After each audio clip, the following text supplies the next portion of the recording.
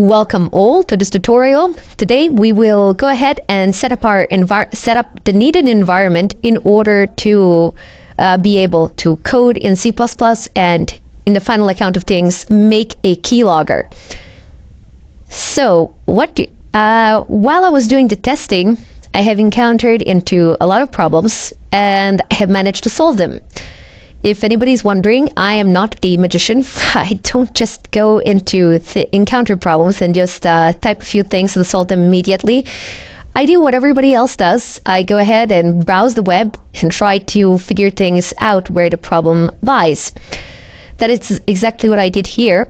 And I will show you what you need to do and where the problems will occur. Anyway, so the first thing that we will need is an IDE, so an integrated development environment, and for that I have chosen to install Eclipse, which is fantastic. However, it's Java based, and if it's Java based, we will need some things from Java, but we'll get that shortly. Go ahead and type in Eclipse, press enter. And it says Mars Eclipse. Okay, so that's just the latest version. You have Luna Eclipse. This is Mars Eclipse. I like the Kelper Eclipse that I used before, but those are just the names for the versions. Just like you have for example, Linux distributions, they can hold various names.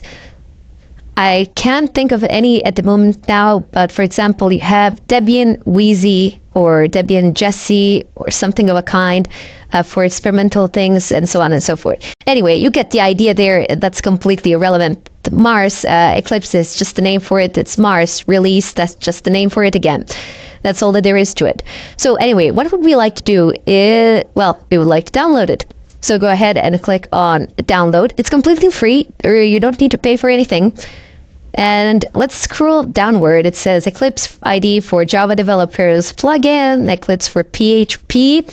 This is the one that we were looking for. So Eclipse IDE for C++ developers. You have an option here for Windows, of course. You can change your target environment here, but we are downloading the one for Windows. You can also use it on Linux. It's awesome. On Linux, I like to use Qt Creator for C++ in particular. But for pretty much everything else, Eclipse is awesome. So let's go ahead and select here. I have a 64-bit system running. I don't know which sort of a system do you have running, but if it's not 64-bit, go ahead and download a 32-bit. That's pretty much all you need to do. Let me just check something really fast. No, I need properties. There we go. So you can just go ahead and click on this PC or on my computer. If it's written my computer, just go ahead and click on properties and you will be given this prompt here. Here you can check whether your system is 64-bit or 32-bit. It says here system type 64-bit operating 64-bit operating system. Okay, so let's go ahead and close this because we are not going to need it. I'll just minimize my file browser there. And let's go ahead and download it. So for Windows, it's 64-bit. Just go ahead and click on it. And you'll be redirected here. It says here, download from Italy. Apparently, that's the closest mirror to my current location, but you can go ahead and do this. Open link in new tab. I won't put the link in new tab. Oh, sorry. That's going to prompt me to download it. Oh, I wanted to pick a new mirror. I'm so sorry. I just clicked on it. Wrong choice. It says, or pick a local mirror site below. So download the latest Eclipse and see how easily your apps can deploy. Get it faster here. Anyway, so you have some things here which are completely irrelevant for you. But down here, it says, choose a mirror close to you. Take a look at these countries here. So it says, I don't know, you have a lot of them. For example, United Kingdom or Germany, Czech Republic, Sweden, whatever. And then you have for North America here, for Asia, think of where you are in the world in a physical sense and figure out which of these locations is geographically closest to you in order to increase the speed of your download. For me, it says, okay, this is your choice, but you can change it down below by just basically clicking on it. No big deal, like this, and you will be prompted to download Eclipse immediately. Let's go back because I don't want to choose a mirror. I'm just going to go ahead and download it from the link that was suggested to me. Just go ahead and click on it. That's all you need to do. Make sure to select save file and not open file. So save it, click on OK. It's going to take a bit of time for it to download. No big deal. I already have it downloaded, so I think I'm going to cancel this or something like that. Not sure. You might be prompted to actually give some donations or something of a kind on a site, but it's not mandatory or anything of a kind. You can donate if you like. If not, it's fine. You get all the features, whether you donate or not, completely irrelevant in terms of functionality. Now, let me just go ahead and check if I have it from my previous downloads while I was running some tests. Okay, so I don't need those downloads. Do I have it? Yes, I do. Excellent. So I already have it downloaded. I don't need to do it again. So let's save some time. I'm just going to go ahead and close this. The download file, which you took from the net, will be in your downloads folder by default, unless you've actually changed it. So just here's how you would access it. Just go ahead and click on downloads and then find it here. There you go, Eclipse down below. Now notice that the file is zipped. So you need to open up the file. You need to unpack the file first. There are various tools to do this. Let me just go ahead and show you. Great, I have a virus running here. Well, it's nothing super malicious. We'll remove it later on. So zip, 7-zip. That search engine, that is the virus that infects Firefox on Windows. I've been messing around and I've been exposing the machine to see what's going to happen, as this is my test machine and there is literally nothing of importance here that I can't do without, that I don't have elsewhere anyway. So go ahead and click on 7-zip. This is also a free software for you to unpack if you don't already have one. You most likely have something like WinRAR, which is a paid version, or you have 7-zip, or you have something else, and that's completely irrelevant. So you have the exe file here, the MSI, or down below you have the beta for Windows. I really wouldn't recommend downloading beta. Just go ahead and say download on .exe, and that's it. Download size is 1 megabyte, which is nothing. So just go ahead and run this exe file. Okay, and software, and there you go. This is the installation procedure. It's going through. Come on, thank you, finish.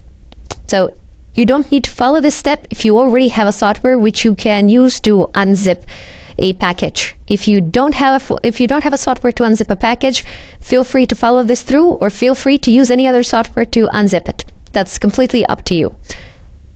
Okay, so let's go ahead and minimize this, and I'm going to go ahead and open up 7-zip. So 7 should pop up. This is 7-zip file manager.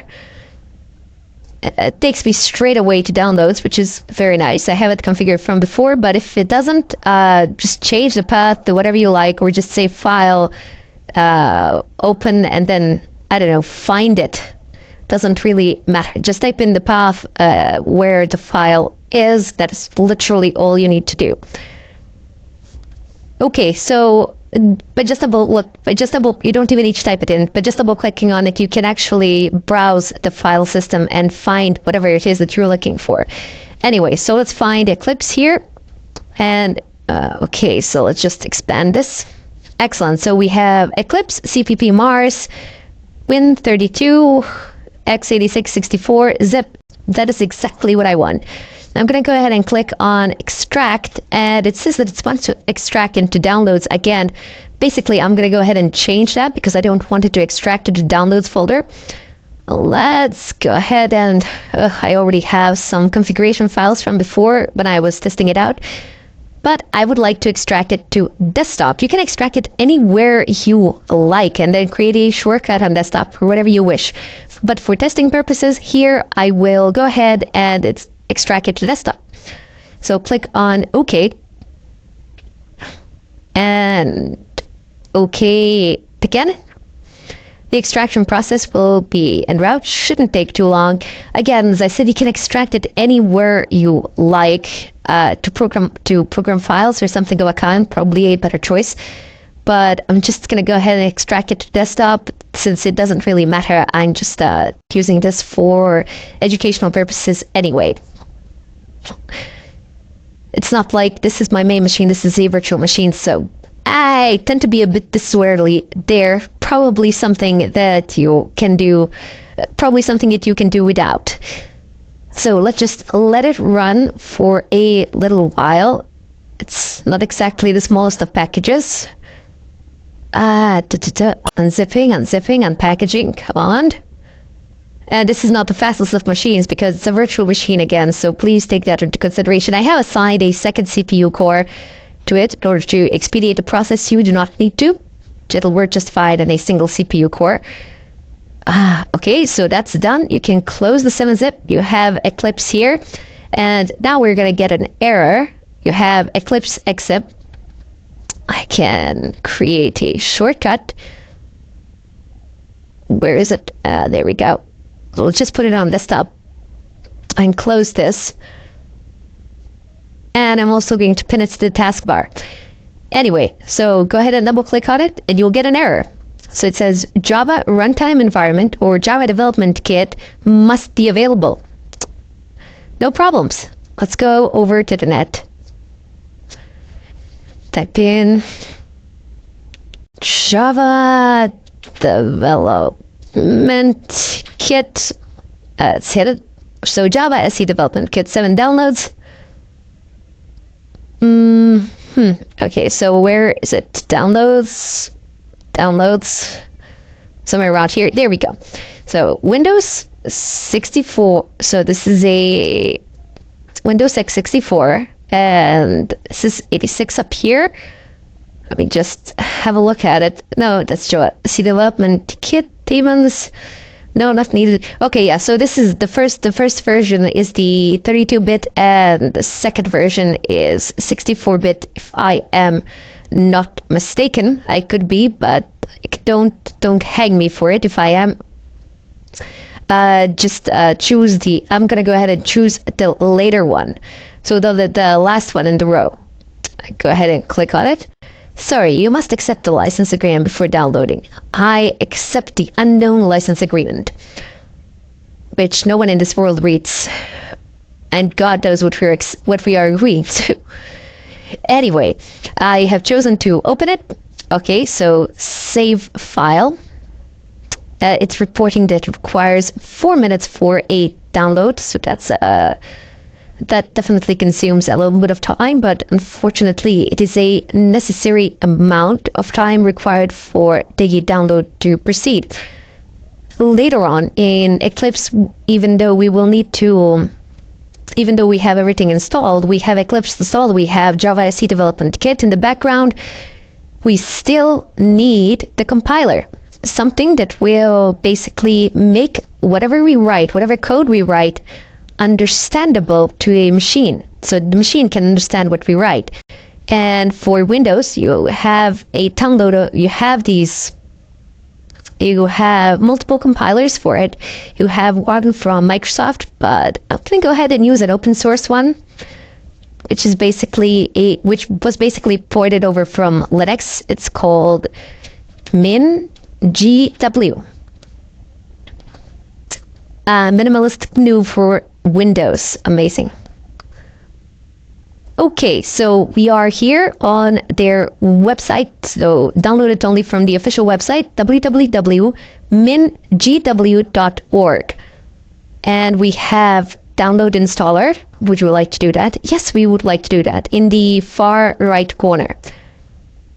Okay, is the download going to start? We are redirected to SourceForge because we're going to pull it from there, so it just need to wait a couple of seconds for it to happen.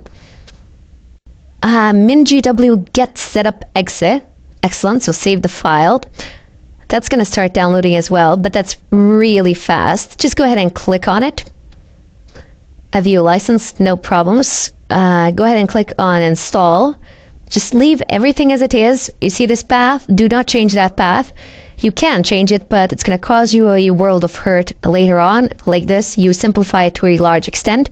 Go ahead and click on continue. Now, because I've already done some installations, and this can happen even if you didn't do any installations, it's just asking me whether I would like to run it now or reinstall it or change directory or quit. I'm just going to go ahead and click on reinstall. If this doesn't happen to you, it's okay. Just keep pressing next or install or whatever pops. No big deal. The installation process is on the way. So this is gonna reinstallation process is underway, so to say, because I already have it installed. I didn't uninstall it. Okay, so doing this, let's minimize the browser. And we are done. So click on continue. Something happening over there. Okay, so we are now in MinGW Installation Manager. And originally, all of these are green, but they won't be for you. So all you need to do is right click on this and then go mark for installation. Click on that, it'll become green. Next one, mark for installation. Click all of them in that fashion. So once again, it's not going to be green for you. So just go ahead and right click on it. Click on mark for installation. And then it's going to go ahead and install the packages. So all of them, you need to select all of them. Go ahead and click on installation in the upper left corner. Once you have selected all of them, in the basic setup, you have all packages here, but you don't really care about that at the moment. What you care about is basic setup. So click on installation, say update catalog. Excellent. So update is complete. Please close the dialog to continue. That's it, apparently. No. Come on.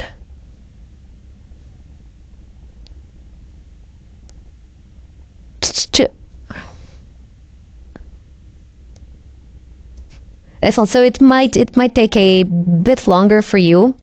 If you get prompted with anything, just say okay, next, whatever. It doesn't really matter that much anyway. It's just gonna go through, and because these things are not installed in your system, it's gonna take a while, to pull the information necessary for all of this and install it. If you encounter any problems with this step, just send me a few screenshots, let me know what you did and where you got stuck. I will be more than happy to help you out. Pretty simple. Just click on installation, update catalog. Once again, it's gonna run through, and that's it. You might get prompted with another window if it's the first time installation, but no big deal. Just click on apply and next. That's all you need to do. No big deal there, and it will take a bit longer time. You might want to go and make a cup of coffee while it finishes, but to save time, I already have the packages installed and just repeating the process with the installed packages. Anyway, just go ahead and close this because we no longer need that. And let's see, how do we stand with Eclipse download with the Java runtime environment. Okay, so this is my troubleshooting browser. Fine, no problems there. Let's go over to this one. Download. Okay, so JDK is here. Exia has been downloaded. Just go ahead and click on it again. Should be fine. No big deal there.